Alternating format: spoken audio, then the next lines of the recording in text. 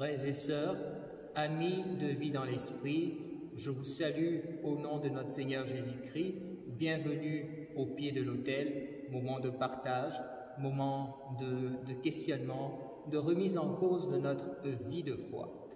Et aujourd'hui, je voudrais aborder un thème assez important qui est bien sûr ce qu'on appelle l'Évangile. L'Évangile qui est bien sûr cette tradition qui nous a été livrée par les premiers disciples et par leurs disciples qui nous proposent de suivre le cheminement de Jésus-Christ de Nazareth, son enseignement, ses actions à travers l'humanité. Alors, Évangile, oui, mais qu'est-ce que l'Évangile? On parle d'Évangile, parler d'Évangile, peu de personnes savent que c'est parler de bonnes nouvelles. Quand on parle d'évangile, évangile veut dire bonne nouvelle. Alors, quand on dit bonne nouvelle, en quoi l'évangile est une bonne nouvelle? L'évangile est une bonne nouvelle au sens de dire que dans la perception humaine de Dieu, le Fils de Dieu vient nous montrer, vient nous donner un regard tout à fait neuf. Dieu qui ne se fait pas loin de nous, mais Dieu qui se fait proche de chacun de nous, de notre histoire. Dieu qui embrasse notre humanité, Dieu qui s'incarne et qui vient pour nous montrer le bon chemin, le chemin à suivre. Jésus-Christ qui se présente comme le modèle, le chemin à suivre, l'image à laquelle tout homme devrait essayer de ressembler. À qui, tout homme devrait essayer de ressembler. Ressembler à Jésus-Christ dans sa douceur, ressembler à Jésus-Christ dans son amour, ressembler à Jésus-Christ dans sa passion.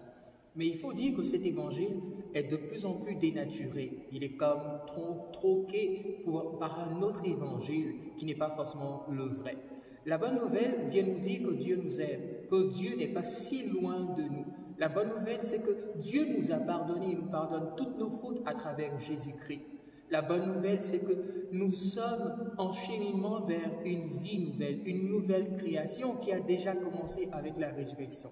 La bonne nouvelle, c'est que si nous sommes fidèles et que nous croyons en Jésus-Christ comme sauveur, des destinées ou une dimension de vie nouvelle à travers la résurrection nous est proposée par Dieu.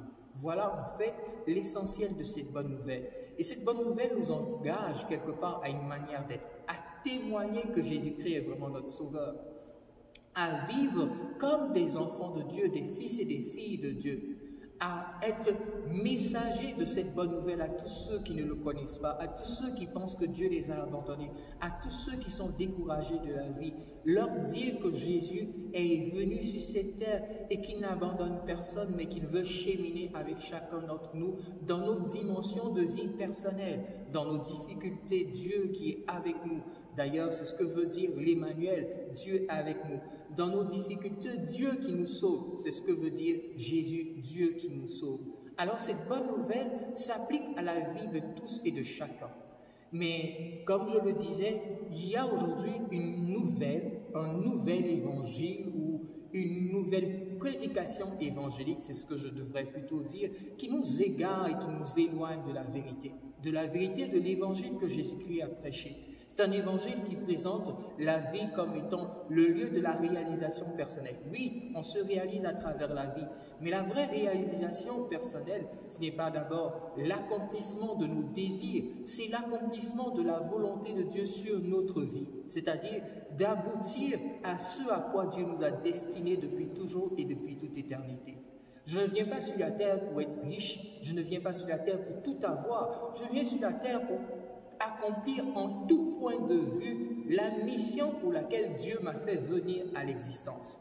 Alors, c'est bon qu'on revoie notre perception de l'évangile. Un évangile qui nous fait croire que finalement, si tu n'as pas d'enfant, tu es maudit par Dieu. Si tu n'as pas toutes les richesses que tu veux, tu es maudit par Dieu. Si tu n'as pas toute la santé à tout point de vue, tu es maudit par Dieu. En fait, où Dieu n'est pas présent dans ta vie. En fait, c'est un mauvais évangile. Ce n'est pas l'évangile que Jésus-Christ nous prêche. L'évangile que Jésus-Christ nous prêche est un évangile qui nous assure de la présence de Dieu dans notre vie. Non pas forcément pour que tout change d'un claquement de doigts, mais pour que Jésus nous accompagne dans ce cheminement que chacun de nous a à vivre.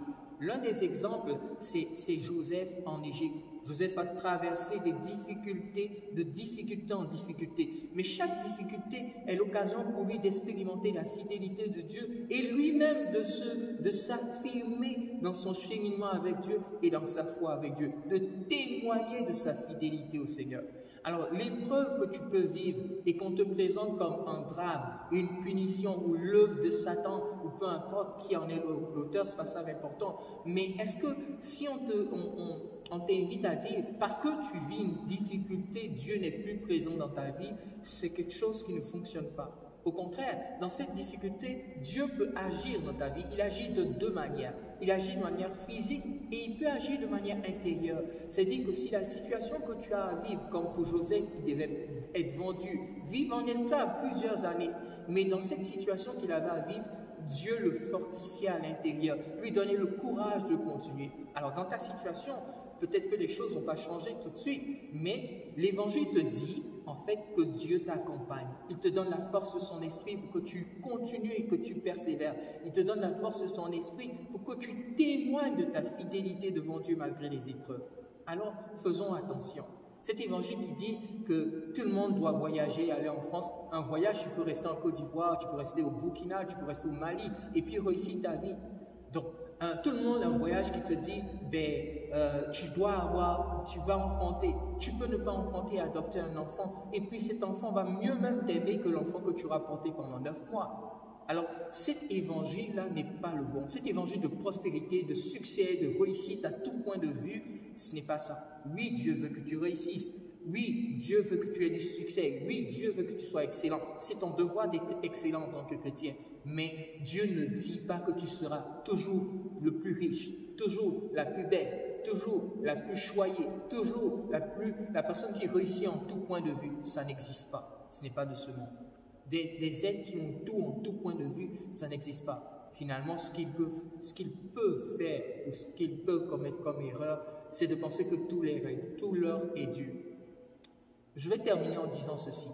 Quand vous allez prêcher, si on ne vous parle pas de conversion, si on ne vous parle pas d'amour, si on ne vous parle que de succès, de réussite, de dîmes, de dons, fuyez ces endroits-là. Parce que l'évangile est là pour nous redresser, nous éclairer, nous guider. Mais si on te parle de conversion, on te parle d'amour du prochain, on te parle de pardon, on te parle de repentir sincère, on te parle d'avancer jusqu'au large malgré les épreuves. On te dit que même si l'épreuve est là, Dieu est avec toi, alors on te prêche un évangile de vérité.